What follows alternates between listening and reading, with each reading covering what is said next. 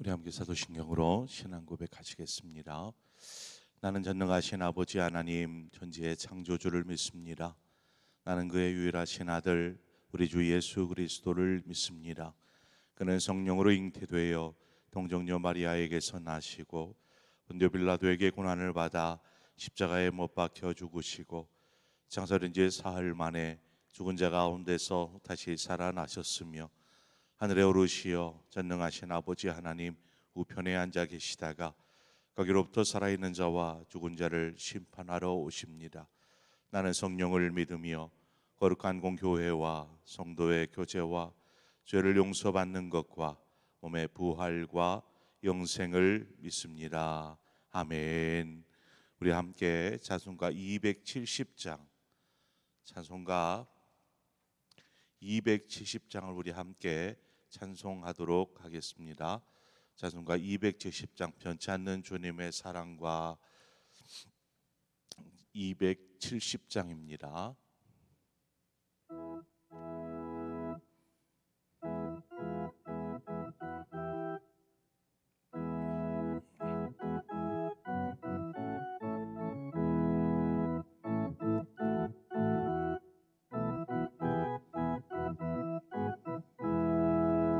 변찮는 주님의 사랑과 거룩한 보혈의 공로를 우리 다 찬양을 합시다.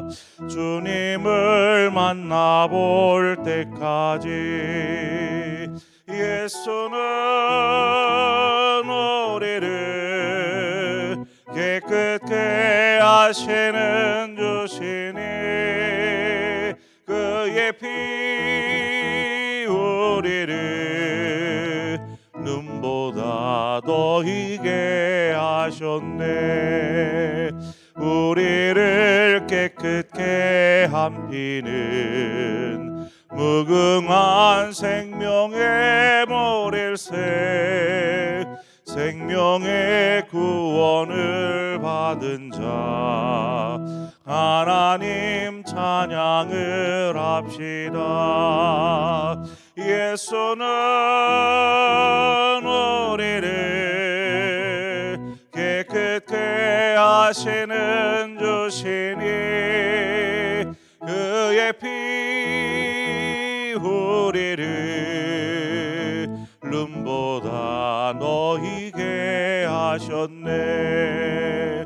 주님의 거룩한 보혈을 날마다 예배로 간증해 담대히 싸우며 나가세. 전국에 들어갈 때까지 예수는 우리를 깨끗게 하시는 주시니 그의 피 우리를 눈보다 더 희게 하셨네. 십자가 단단히 붙잡고 날마다 이기며 나가세. 머리에 면류관 쓰고서 주 앞에 찬양할 때까지 예수는 우리를 깨끗게 하시는 주시니 그의 피 우리를 눈보다 더 희게 하셨네. 아멘. 하나님 말씀 보겠습니다. 시편 109편 17절 말씀부터 마지막 31절의 말씀을 우리 함께 한 절씩 교독해서 보도록 하겠습니다. 시편 109편 17절에서 마지막 31절의 말씀입니다. 한 절씩 교독하겠습니다. 그가 저주하기를 좋아하더니 그것이 자기에게 임하고 축복하기를 기뻐하지 아니하더니 복이 그를 멀리 떠났으며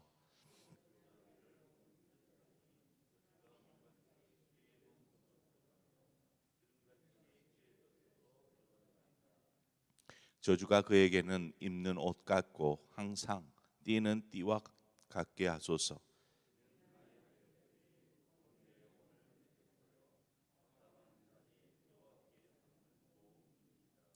그러나 주 여호와여 주의 이름으로 말미암아 나를 선대하소서. 주의 인자하심이 선하시오니 나를 건지소서.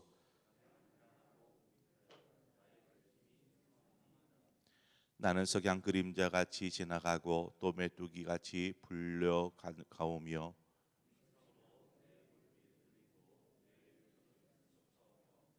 나는 또 그들의 비방거리라. 그들이 나를 보면 머리를 흔드나이다.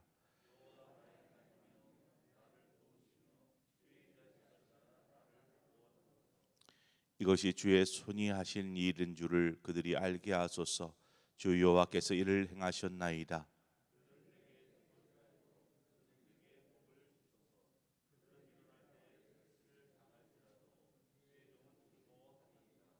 나의 대적들이 욕을 옷 입듯 하게 하시며 자기 수치를 거독같이 입게 하소서.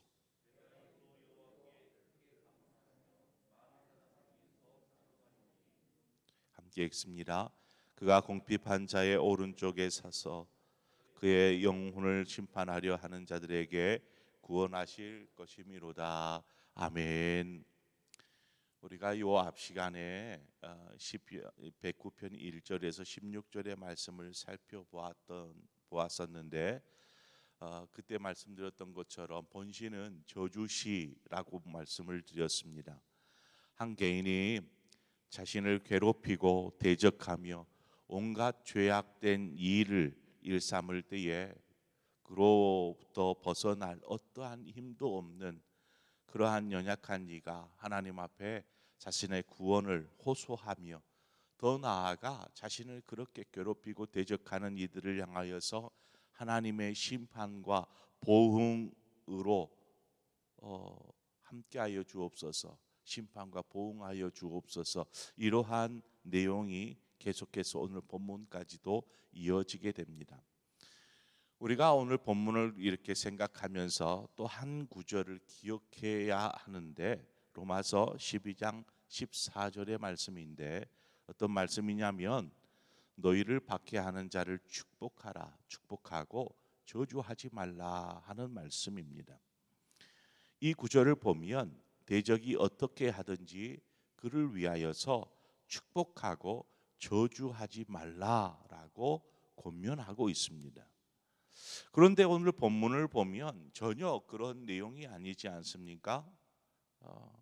오히려 하나님께서 자신을 괴롭히고 대적하는 그러한 대적을 향하여서 하나님 모든 것을 갚아주십시오. 이렇게 하나님 앞에 탄원하듯 요청하고 있는 것을 보게 됩니다. 자, 그렇다면 우리는 어느 것을 따라야 할까요? 이 시편 109편에 있는 그 저자의 고백과 같은 그 고백을 따라야 할까요? 아니면 로마서 12장에 나오는 저주하지 말고 축복하라 이 말씀을 따라야 할까요?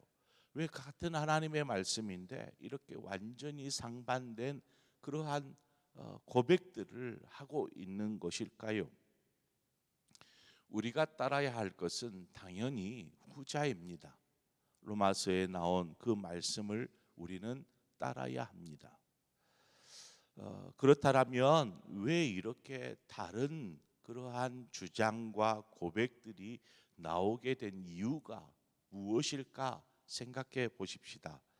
여러분, 구약 시대와 신약 시대의 차이점이 무엇입니까? 가장 큰 차이점이라고 말할 수 있는 것은 그것은 메시아이신 예수 그리스도가 오시기 전과 오신 이후라는 큰 차이가 있습니다. 구약 시대에는 주님 오시기 전이잖아요. 마태복음부터 시작되는 신약에는 예수님이 오시고 난 이후를 기록하고 있는 것이 신약이지 않습니까? 우리가 여기에서 답을 찾을 수 있습니다. 구약 성경은 구약 시대 구약의 성경은 어떤 것들이 주로 다뤄지냐면 공의와 심판이 강조되어져 있습니다. 구약 전체가 그렇습니다. 공의와 심판이 계속해서 강조되어집니다. 반면 신약 시대에는 무엇이 강조되는 것 같습니까? 신약 시대에는 용서와 구원, 이것들이 강조되어 있는 것이 신약 성경입니다. 자, 이런 구조를 가지고 오늘 본문을 바라보면 오늘 본문의 내용이 충분히 이해가 되어집니다. 왜 그러냐 하면 공의라는 입장에서 오늘 본문에 오늘 이렇게 생각해 볼 때 불의한 자가 가난하고 궁핍하고 아무런 힘도 없는 그러한 사람을 괴롭히고 학대하고 대적하면 그에 따른 분명한 대가를 지불해야 하는 것이 공의입니다. 공의. 그러니까 하나님의 공의는 하나님을 대적하고 혹은 하나님 앞에 죄악을 범할 때에 하나님께서 그에 따른 심판을 통해서 저주를 하시든지 심판이 이루어지는 것이죠. 이것이 공의라는 것입니다. 그래서 우리가 구약의 율법 가운데 이를 가장 잘 나타내주는 율법이 있는데 출애굽기 21장 23절 이하의 말씀입니다. 여러분들도 잘 아는 구절입니다. 해가 있으면 갑되 생명은 생명으로 눈은 눈으로 이는 이로 손은 손으로 발은 발로 된 것은 된 것으로 상한 것은 상함으로 때린 것은 때림으로 갚을지니라. 이것이 구약의 율법입니다. 그러니까 공의의 입장에서 보면 이렇게 돼야 되는 것이죠. 그래야 맞잖아요. 공평한 거잖아요. 눈을 상하게 했으면 그 상대방의 눈을 상하게 하는 것이 공평하잖아요. 생명을 상하게 했으면 생명으로 갚는 것이 공평한 것입니다. 바로 그러한 공의의 입장에서 구약 성경이 다루어져 있습니다. 그런데 이 신약 시대로 오면 신약 성경으로 오면 이 구절이 어떻게 바뀌는가 보십시오. 예수님께서 말씀하십니다. 마태복음 5장 38절 이하의 말씀입니다. 또 눈은 눈으로 이는 이로 갚으라 하였다는 것을 너희가 들었으나 나는 너희에게 이르노니 악한 자를 대적하지 말라. 누구든지 내 오른뺨을 치거든 왼편도 돌려대고 라고 말하고 있습니다. 주님께서는 뭐라고 해요? 이를 이로 눈은 눈으로 생명은 생명으로 갚으라 말하지 않지 않습니까? 주님께서 말씀하시는 것은 만약에 너를 누군가가 대적해서 오른뺨을 치거든 왼뺨도 이렇게 들이대라. 어디만큼 가자 그러면 심리를 따라가라. 겉옷을 좀 달라고 하면 속옷까지도 벗어주라. 이러한 말씀을 하십니다. 예수님이 하신 말씀은 구약의 그 율법의 말씀이 잘못되었다. 그러므로 그것은 수정되어야 한다라는 것을 말하고 있는 것이 결코 아닙니다. 주님은 율법의 완성, 율법의 마침이 되어 주셨습니다. 그러므로 율법이 잘못되었다라는 것이 아니었습니다. 주님께서 그렇게 말씀하신 그것은 왜이냐? 예수님 때문에 그렇게 해야 한다라는 것입니다. 예수님 때문에. 신구약의 다른 차이점이 예수님이 오시기 전과 예수님 오신 이후라고 그랬는데 예수님이 오셨기 때문에 우리는 그렇게 해야 한다라는 것입니다. 예수님이 말씀하신 대로 로마서의 말씀대로 축복하고 저주하지 않는 것이죠. 예수님께서 십자가에 달려서 죽으심으로 우리의 죄를 다 용서하여 주시고 우리를 구원해 주셨습니다. 이 사실을 우리는 모르는 사람이 없습니다. 교회를 조금만 다녀도 가장 어떻게 보면 교리 가운데 가장 중요한 교리이기 때문에 이 말씀대로 예수님께서 십자가에 달려서 우리를 구원하셨습니다 라고 고백할 수 있습니다. 만약 주님께서 우리의 죄를 용서해 주지 않으셨더라면, 주님께서 아직 오시지 않았더라면, 십자가에 달려 죽지 않았더라면 우리는 여전히 진노의 자식이요 영원히 멸망할 수밖에 없는 그러한 죄인에 불과한 것입니다. 하지만 우리의 죄가 예수님 때문에 아무런 값없이 용서함을 받았고 또 그렇게 하나님의 자녀요 백성이 되지 않았습니까? 그래서 우리를 대적하는 일을 향하여서 용서의 손을 내밀어야 하는 것입니다. 우리가 용서받았기 때문에 아무런 쓸모없는 죄인이 아무런 조건도 없이 값 없이 용서함 받아서 구원 얻은 하나님의 자녀가 되었기 때문에 우리는 다른 사람을 향하여서 용서할 수 있어야 하는 것입니다. 동시에 용서와 더불어서 그를 사랑할 수 있는 마음, 저주하지 말라, 축복하라 하는 말씀처럼 사랑할 수 있는 마음을 가져야 합니다. 주님께서 우리를 위해서 그렇게 하셨기 때문에 그렇습니다. 주님께서 용서하시고 우리를 사랑하시고 우리를 구원하셨고 우리와 함께 하시고 우리를 인도하시고 하는 그 주님의 은혜와 사랑을 생각하면 우리 역시 우리를 대적하는 이들을 향하여서 그렇게 해야 한다라는 것입니다. 그렇다면 우리의 실제 삶의 모습은 어떻습니까?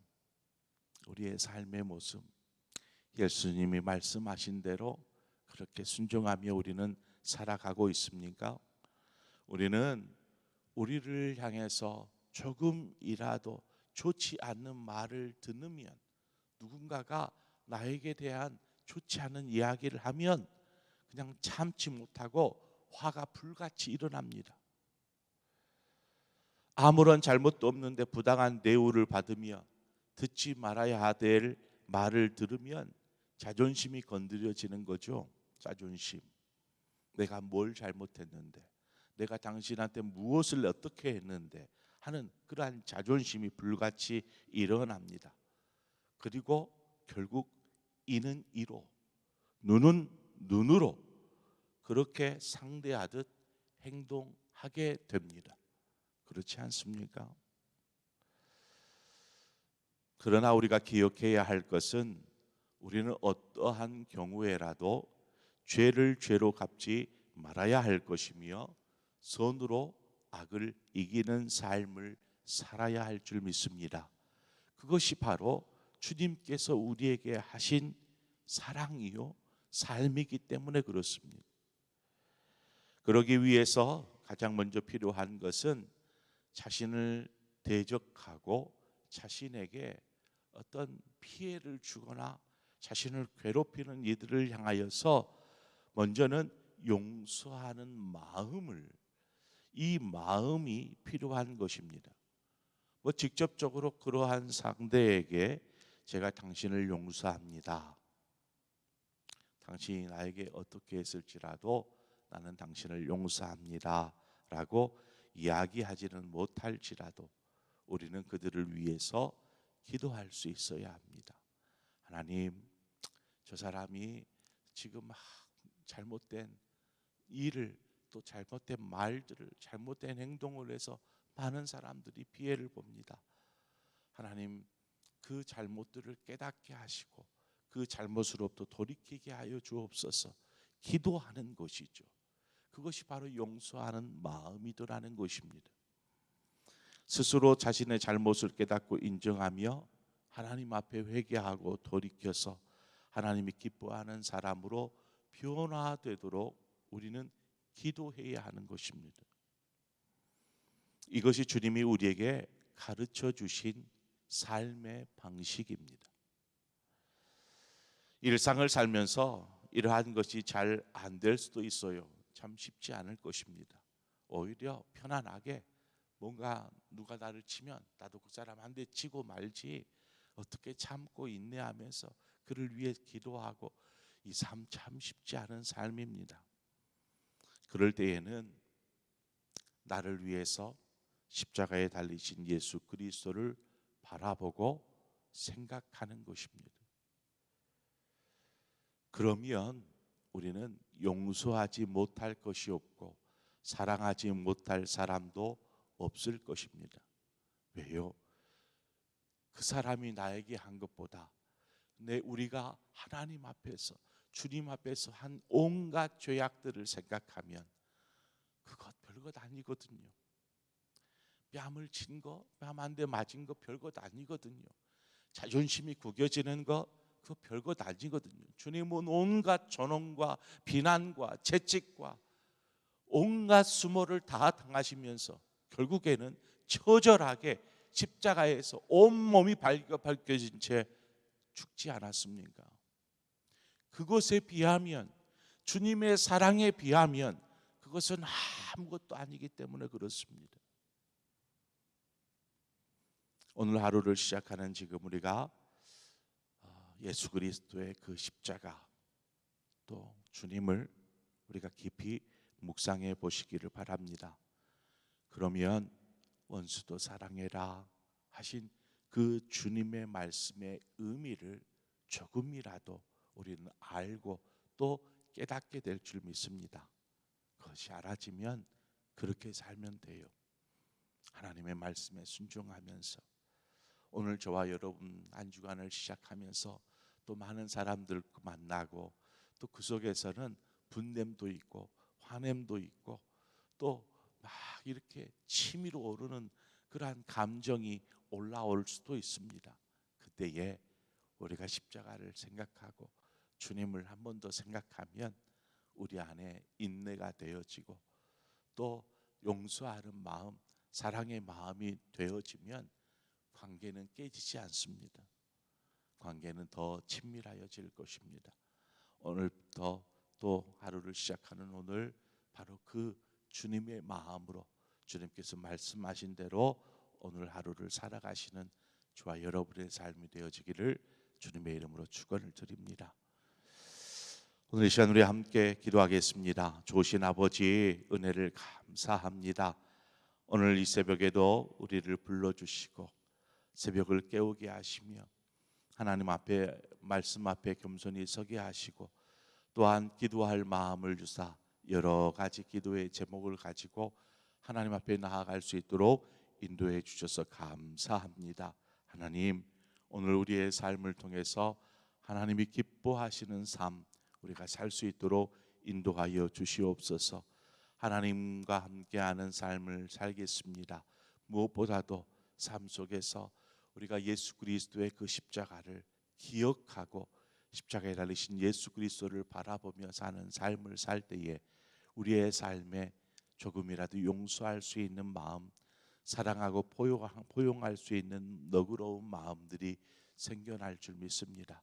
그 마음으로 사랑하게 하시고 위에서 기도하게 하시고, 그래서 관계를 깨뜨리는 사람이 아니라 관계를 세워가는 사람 되게 하여 주옵소서. 예수님의 이름으로 기도합니다. 아멘. 오늘 이 시간에 우리의 삶에서 우리의 관계들을 좀 함께 생각하면서 기도하는 시간을 가지십시다. 혹여 가까워져야 되는데 깨져버리는 그러한 관계가 되고 있지 않는가? 그 깨짐에는 용서하지 못한 미워하는 마음, 대적하는 마음들이 있기 때문입니다. 하나님, 저들을 보응하여 주옵소서. 이러한 고백이 아니라 우리가 저들을 축복하고 용서하고 사랑하면 그 관계는 다시금 친밀해지고 가까워지고 하나 될 수 있습니다. 주님이 그렇게 하셨듯이 그것처럼 여러분의 삶에 좀 어그러진 관계가 있거든, 그 영혼을 생각하면서 우리 함께 기도하십시다.